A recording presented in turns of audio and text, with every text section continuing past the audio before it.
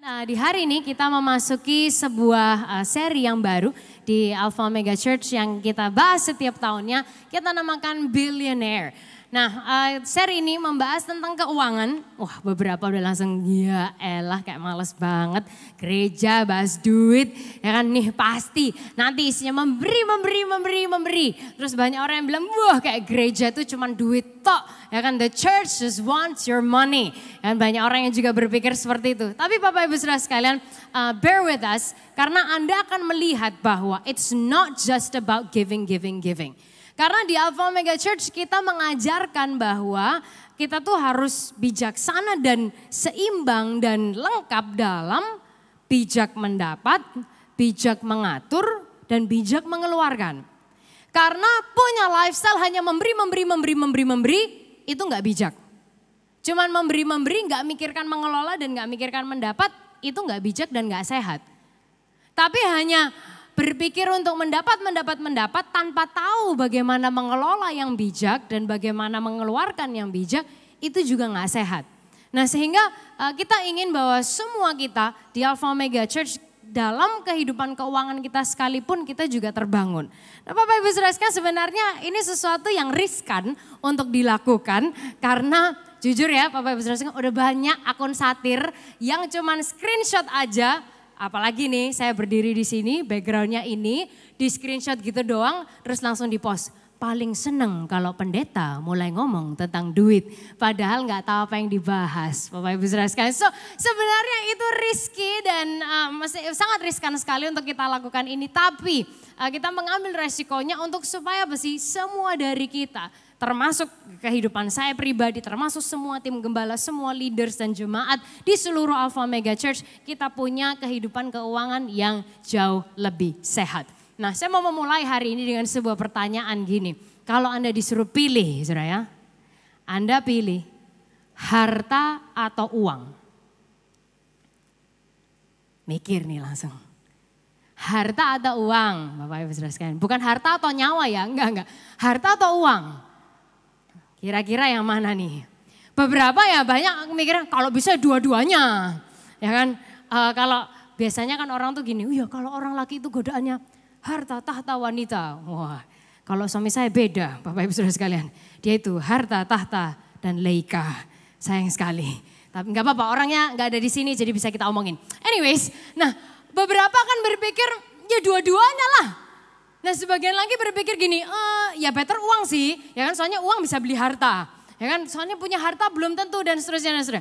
Tapi apapun jawabannya, pertanyaan ini menunjukkan sebuah hasil, yaitu adalah apa? Your reaction atau reaksi kita semua. Karena sesuatu itu kayak sparkle di mata kita, ya kan kayak ada bling-bling di mata kita waktu kita ngobrol tentang uang, tentang harta. Dan kita nggak bisa menutupi bahwa kita manusia tuh tertarik, kita ngerespon gitu kan dengan itu. Nah sehingga setiap tahunnya kita bahas tentang bilioner ini karena apa sih?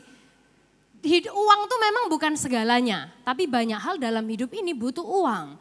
Gitu sehingga ini bukan hanya membahas uangnya siapa lebih banyak atau lebih sedikit, bukan membahas tentang hartanya siapa lebih banyak atau lebih sedikit, dan bahkan bukan membahas tentang gini, kalau harta saudara lebih banyak berarti Anda lebih diberkati, kalau saldo Anda nggak sebanyak si A berarti Anda kurang diberkati. Not even that.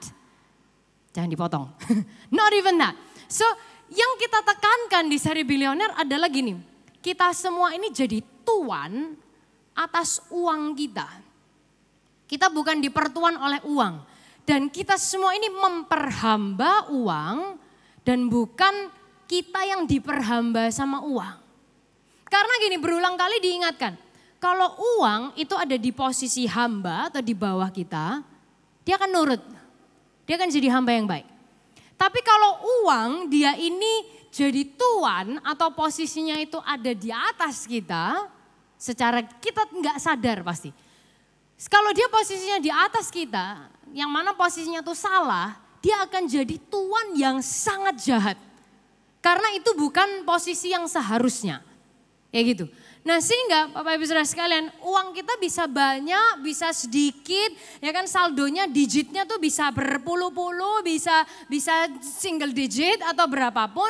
Tapi selama uang itu mempertuan kita akan selalu cemas, khawatir, takut, bandingkan diri sama orang lain. Kita akan insecure dan seterusnya, habis waktu, habis energi, habis harta, bahkan keluarga berantakan, relationship dan seterusnya.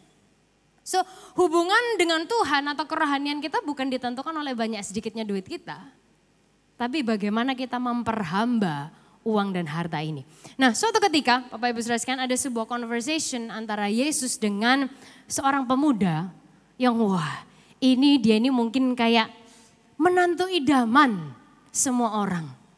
Udah dia itu baik, terus dia itu rohani. Habis itu duitnya banyak lagi Bapak Ibu Saudara sekalian. Kita lihat ceritanya sama-sama. Matius 19 ayat 16 bilang gini. Ada seorang datang kepada Yesus dan berkata, Guru, perbuatan baik apakah yang harus kuperbuat untuk memperoleh hidup yang kekal? Kayak ngetes ya. Yesus bilang, jawab Yesus, apakah sebabnya engkau bertanya kepadaku tentang apa yang baik? Hanya satu yang baik. Ya kan, orang mudanya tanya tentang perbuatan baik, tapi Yesus nunjukin loh satu pribadi yang baik. Tetapi jika engkau ingin masuk ke dalam hidup, turutilah segala perintah Allah. Terus dia bilang Bapak Ibu Saudara sekalian, perintah yang mana? Oke. Yesus bilang, jangan membunuh, jangan berzina, jangan mencuri, jangan mengucapkan saksi dusta, hormati ayah dan ibumu, kasihilah sesamamu manusia seperti dirimu sendiri. Yesus kasih jawaban yang umum, ya kan isinya hukum Taurat ya ini gitu. Tapi Yesus tuh tahu hatinya dia. Kata orang muda itu kepadanya, katanya saudara, dia bilang gini, semuanya itu telah kuturuti, apalagi yang masih kurang. Wow. Kira-kira ada yang seberani orang ini, Bapak Ibu Saudara sekalian, yang onsite dan yang online kayak, Tuhan I've got everything covered. Ada lagi yang kurang?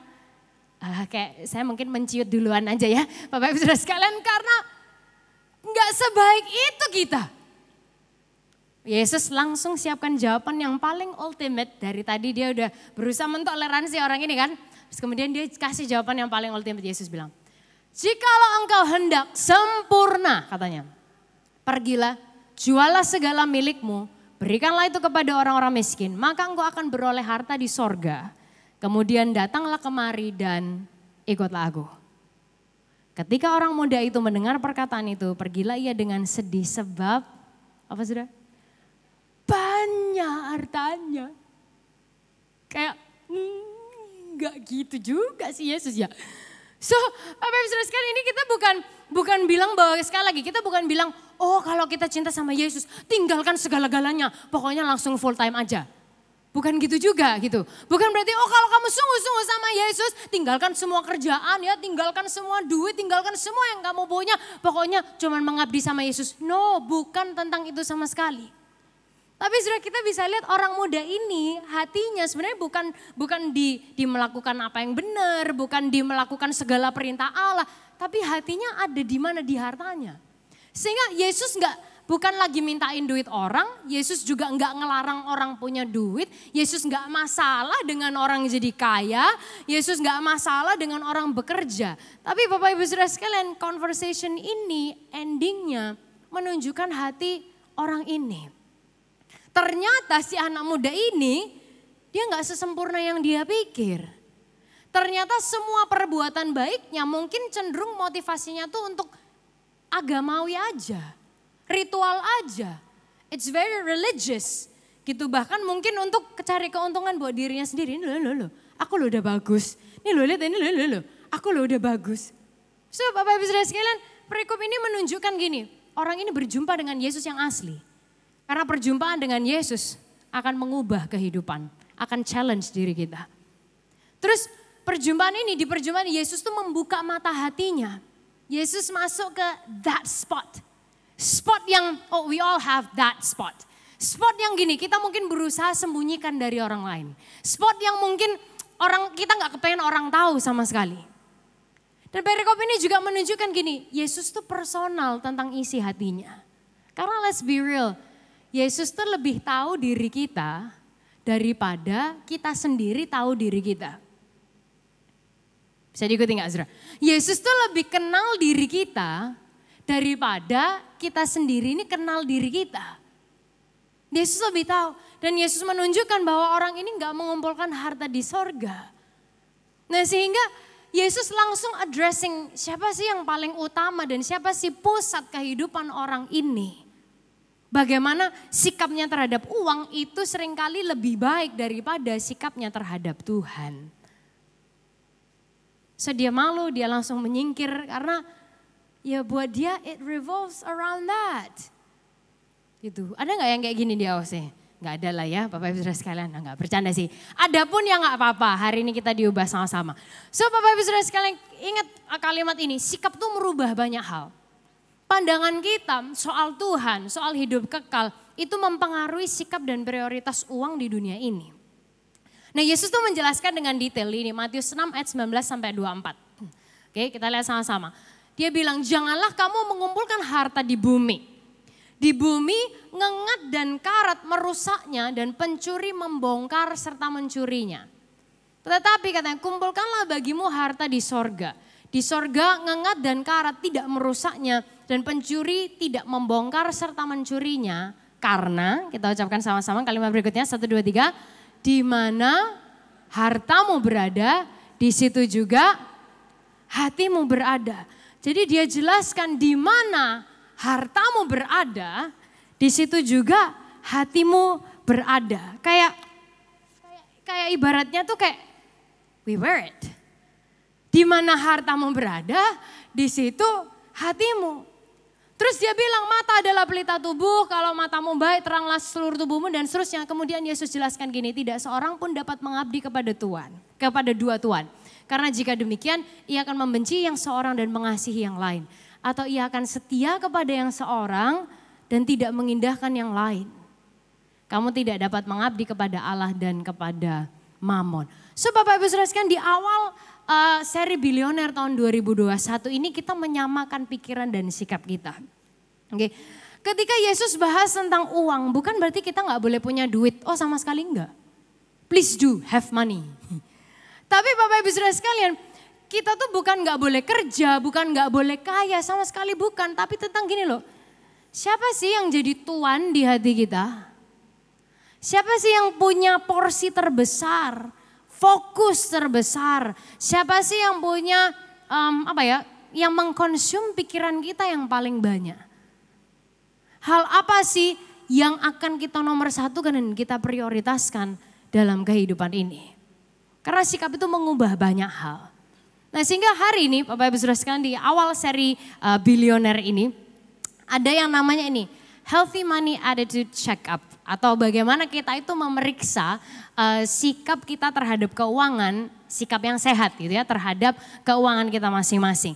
Yang pertama adalah gini, kita tidak seperti yang sedang terjadi pada saya ini, terikat pada uang. Kita ucapkan sama-sama 1, 2, 3, kita tidak terikat pada uang. Nah Bapak Ibu Saudara sekalian pernah gak dengar istilah tuh entitled? Entitled tuh kayak rasanya tuh kayak aku berhak. Ya kan kayak ini tuh loh bagian dari diriku. Atau seolah-olah tuh kayak mungkin bukan hanya sekedar uang. Tapi the things that we wear, hal yang kita pakai. Atau the car that we drive. Atau the things that we love. Yang mana bukan berarti bahwa kok gak boleh punya semuanya itu, bukan.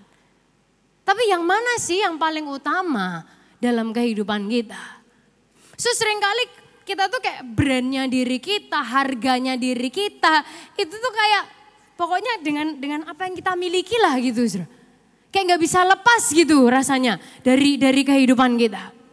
Nah Anda bisa lihat kayak gini, kuda biasanya kalau dia untuk dinaiki gitu ya, dia tuh dipasang kekang ya kan, di mulutnya. Nah sehingga waktu dia dipasang kekang itu memudahkan untuk dia dikendalikan. Ya kan dia akan ditarik kemana, atau nanti waktu dia ditarik seperti apa dia harus berhenti, waktu dia dipecut dia harus jalan, nanti ditarik ke sini belok kemana dan seterusnya. Nah sehingga dia akan selalu diatur oleh kekang itu. Nah sehingga kalau kita tuh terikat dengan harta kita, dengan uang kita, the things that we have, kita tuh kayak dipasang kekang gitu saudara. Tapi yang mengendalikan kita itu uang dan harta kita. Kayak aneh kan saudara. Nah sehingga gini, ada macam-macam penyebab kenapa sih orang tuh menggunakan harta atau uang tuh sebagai simbol atau sebagai status diri. Entah karena mungkin dulu pernah susah, atau pernah direndahkan, atau pernah dikucilkan, atau pernah dihina, atau insecure sama orang lain. Atau gini merasa bersaing padahal sebenarnya gak ada saing-saingan.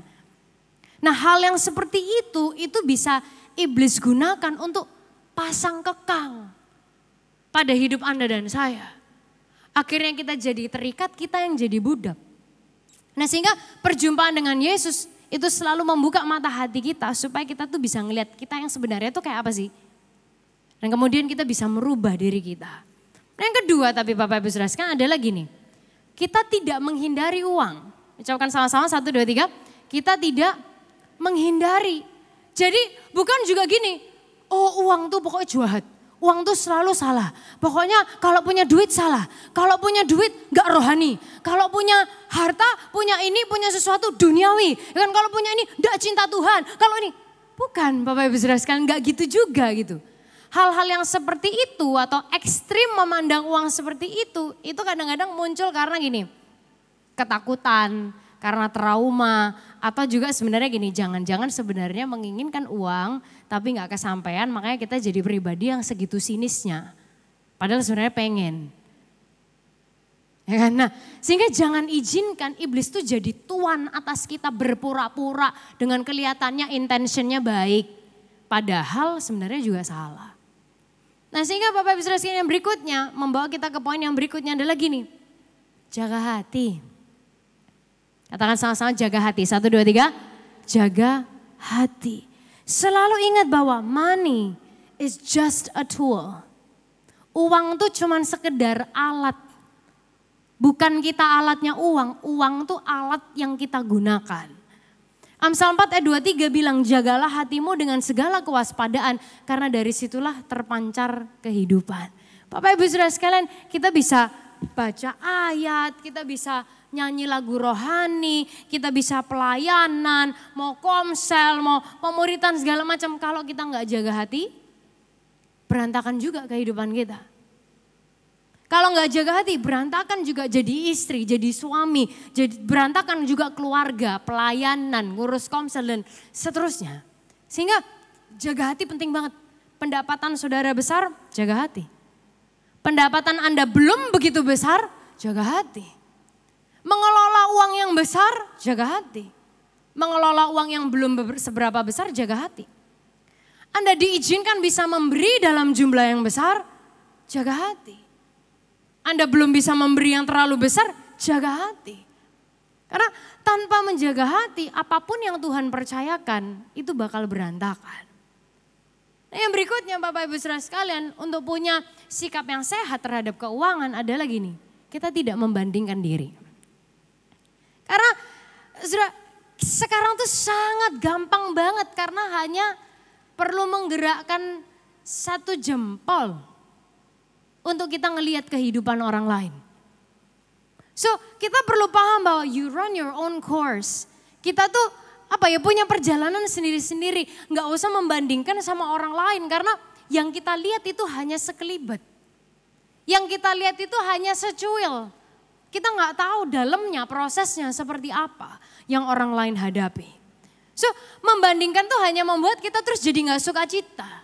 Bayangkan Anda baru beli sesuatu yang udah saudara idam-idamkan gitu dari lama. Wah kayak I'm so happy akhirnya aku bisa mendapatkan ini dan segala macamnya. It brings joy which nggak salah saudara, nggak apa-apa. Tapi kemudian kita ngelihat nih gini. Lah kok si A dia juga bisa punya. Terus dia punya yang lebih baru, terus gini, ini lebih itu, lebih anu, dia lebih gini, aku kurang gini dan kita compare. Padahal juga gak ada yang suruh Bapak Ibu Saudara sekalian. Ya kan? Akhirnya kita tuh membuat semua yang kita punya itu seolah-olah kayak sampah gitu, padahal gak ada apa-apa. Padahal juga ada orang lain yang ingin memiliki apa yang kita miliki. Kayak Anda bisa lihat gak circle-nya setidak sehat apa. Nah ini jadi celah yang sangat ngetren hari-hari ini untuk dipakai iblis untuk mengecoh pikiran kita. Kelihatannya seperti gini, oh I need it for motivation. Aku kalau ngeliat itu aku jadi termotivasi. Wah katanya gitu. Tapi sebenarnya menggerogoti kesehatan mental kita buat apa? Stop comparing. Dan yang kelima yang bisa kita cek dalam diri kita. Kita tahu apa artinya mengumpulkan harta di sorga. Apa sih artinya? Dari tadi bahas terus mengumpulkan harta di sorga, mengumpulkan harta di sorga kayak apa sih maksudnya? Apakah kita tuh harus kayak pokoknya nyumbang terus donasi gitu terus supaya kita punya banyak pahala di sorga? Bukan. It's not about that. Apa sih maksudnya mengumpulkan harta di sorga? Maksudnya adalah ini, perhatikan ini. Menjadikan Yesus harta terindah dalam hidup kita. Berapapun saldo saudara, berapapun aset saudara, berapapun yang Tuhan izinkan untuk kita nikmati, untuk kita miliki, untuk kita manage. Masihkah Yesus itu yang terindah dalam kehidupan kita? Masih gak kita bisa bilang bahwa Engkau lebih dari cukup Tuhan, you are more than enough for me. Atau bisa gak kita ngomong gini kayak, Jesus when I have you, it's more than enough.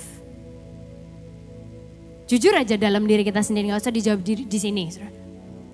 Seringkali kita datang sama Tuhan, kita minta berkatnya. Tuhan berkati, jagai, berkati, tolong ini, kasih ini, kasih. Tapi mikir gak kita untuk punya relationship dengan sumber berkatnya? Kalau misalnya saudara, Anda punya anak. Terus habis itu anak saudara datang sama Anda, kalau dia minta mainan, kalau dia minta iPad, kalau dia minta iPhone 12 Pro Max, kalau misalnya dia minta gadget yang terbaru, kalau Anda harus bayar uang sekolah 1, 2, 3, 4, 5, tapi waktu diajak makan sama-sama dibayarin gak mau. Kayak pin pites gak sudah, lumayan ya. Atau diajak kumpul sama keluarga gak mau. Nyesek gak? Tapi itu yang kita lakukan sama Tuhan. Kita mau berkatnya, tapi malas sama sumbernya. Sebenarnya, waktu kita punya sumbernya, we have everything that we need. We have everything that we need. So hari ini di bagian pertama dari seri Bilioner 2021, kita diajak untuk ngelihat diri kita sendiri. Ini bukan tentang Anda memberi, bukan tentang lebih kaya, lebih ini, lebih diberi. Not about that. Tapi yuk kita check up sikap dan pandangan kita tentang Tuhan dan uang. Dan saya berdoa Bapak Ibu Saudara sekalian, seberapa lama pun atau seberapa sebentar, seberapa baru, seberapa berpengalaman kita tuh sama Tuhan. Saya berdoa anugerahnya itu terus mempesona kehidupan kita. Kita pejamkan mata kita sama-sama, tadakan kedua tangan saudara. Tuhan, hari ini Engkau tahu hati kami, jauh lebih dari kami tahu diri kami sendiri. So really, di momen ini Tuhan there's no point, gak ada tujuannya untuk kami juga pura-pura, gak ada juga tujuannya, gak ada faedahnya kami pretending atau kami pakai topeng dan lain sebagainya. Karena toh Tuhan tahu diri kami, jauh lebih baik dari kami tahu diri kami sendiri. So Tuhan hari ini kami serahkan hati kami dan hidup kami sekali lagi kepada Tuhan. Kami serahkan pekerjaan, keuangan, keluarga, semua hal yang Tuhan percayakan kepadamu ya Tuhan. Biar kami sadar hari ini semua itu datangnya dari Tuhan. Tuhan gak ada masalah dengan kami punya banyak, kami enjoying, justru itu yang Tuhan inginkan. Tapi yang Tuhan tidak inginkan adalah saat hati kami dikuasai, hidup kami so consumed dengan hal yang lain selain daripada Engkau. So Tuhan hari ini, jamah hati kami sekali lagi. Biar Engkau sendiri yang bicara buat kami Tuhan. Engkau sendiri yang menguasai, Engkau sendiri yang mengontrol hati, hidup, pikiran kami, seluruh area kehidupan kami Tuhan. Biar kami semakin terpusat kepada Engkau. Yesus, Kau anugerah terindah dalam hidupku. Kau sungguh berarti di setiap jalanku. Anugerah-Mu selalu mempesonaku. Yesus kau terbaik, Yesus kau termanis di dalam hidup. Sama-sama katakan, Yesus kau anugerah terindah dalam hidupku. Kau sungguh berarti di setiap jalanku. Anugerahmu selalu mempesonaku. Yesus kau terbaik, Yesus kau termanis. Mari dengan berdiri bersama-sama angkat tangan kita. Yesus kau anugerah terindah dalam hidupku. Kau sungguh berarti di setiap jalanku. Anugerahmu selalu mempesonaku. Yesus kau terbaik, Yesus kau termanis di dalam. Sekali lagi dari hati kita. Yesus kau anugerah terindah dalam hidupku. Kau sungguh berarti di setiap jalanku. Anugerahmu selalu mempesona.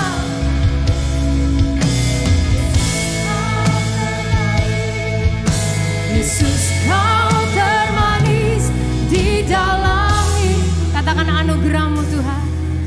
Anugerahmu selalu mempesonaku. Yesus kau terbaik, Yesus kau termanis di dalam. Sekali lagi katakan sama-sama anugerahmu. Anugerahmu selalu mempesonaku. Yesus kau terbaik, Yesus kau termanis di dalam hidupku. Tuhan Yesus, biar hari ini bukan hanya sekedar karaoke rohani yang kami lakukan. Bukan hanya just another song that we sing. Tapi sungguh Tuhan, ini boleh bicara buat setiap diri kami. Seberapa baru atau seberapa lama kami udah kenal Tuhan, jalan sama Tuhan. Biar anugerah Tuhan itu selalu mempesona hidup kami. Lebih dari berapapun yang Tuhan izinkan untuk kami nikmati, untuk kami miliki, untuk kami kelola ya Tuhan. Biarlah kami bisa selalu berkata, Yesus, Kau anugerah yang terindah dalam hidup kami. Biar kami bisa berkata, Yesus, You are more than enough. Kau lebih dari cukup untuk setiap kehidupan kami. Karena Tuhan, kami bukan hanya sekedar melakukan sesuatu supaya makin diberkati. Kami melakukan sesuatu supaya kami makin 1, 2, 3. Engkau sudah melakukannya buat kami. Tuhan, hari ini kami tahu Engkau menilik setiap hati kami masing-masing. Roh Kudus bimbing kami. Roh Kudus mampukan kami Tuhan. Karena dengan kekuatan kami sendiri kami gak sanggup. Tapi Tuhan mampukan kami. Untuk kami bisa selalu memandang Engkau sebagai pusat dalam setiap kehidupan kami. Kami tahu Tuhan, banyak hal dalam hidup ini butuh uang dan it involves money. Sehingga beri kami hikmat. Dan buka hati dan pikiran kami untuk 1 bulan ini Tuhan. Saat kami diisi, saat kami dibentuk lagi Tuhan. Kehidupan kami sungguh boleh dibekali oleh prinsip yang datangnya hanya dari Tuhan. Dan kami boleh melihat kemenangan dalam setiap area pekerjaan, keuangan dan finansial setiap kehidupan kami. Terima kasih Tuhan, kalau sebentar kami akan kembali ke tempat kami masing-masing. Kita angkat kedua tangan kita sekali lagi, kita terima berkat Tuhan. Tuhan, Kau memberkati kami semua berlimpah-limpah. Kerjakan perkara yang besar, yang dahsyat, yang luar biasa, sehingga jelas itu berasal dari Tuhan saja. Tambahkan kesempatan, bukai pintu-pintu untuk setiap kehidupan kami Tuhan. Guna satu tujuan, hanya untuk kemuliaan kemuliaan nama Tuhan. Dimanapun kami berada, hidup kami senang, hidup kami susah, ingatkan kami Tuhan, tidak pernah meninggalkan kami. Tangan-Mu ada atas kehidupan kami, menopang kami, memastikan kami melihat kemenangan yang datangnya hanya dari Tuhan. Hanya di dalam nama Tuhan Yesus kami sudah berdoa, semuanya sama-sama katakan amin, amin, amin. Sekali lagi tepuk tangan yang luar biasa hari ini. Bapak Ibu Saudara sekalian, minggu depan di ibadah pagi jam 8 ada seorang pembicara tamu yang akan hadir di tengah-tengah kita. Namanya adalah Bapak Dharma Pongrekun. Beberapa dari Anda tahu siapa dia. So dia akan datang di sini, dia akan share beberapa wisdom dan prinsip yang saya yakin juga akan sangat luar biasa. Don't miss it for next week. See you next week. God bless you.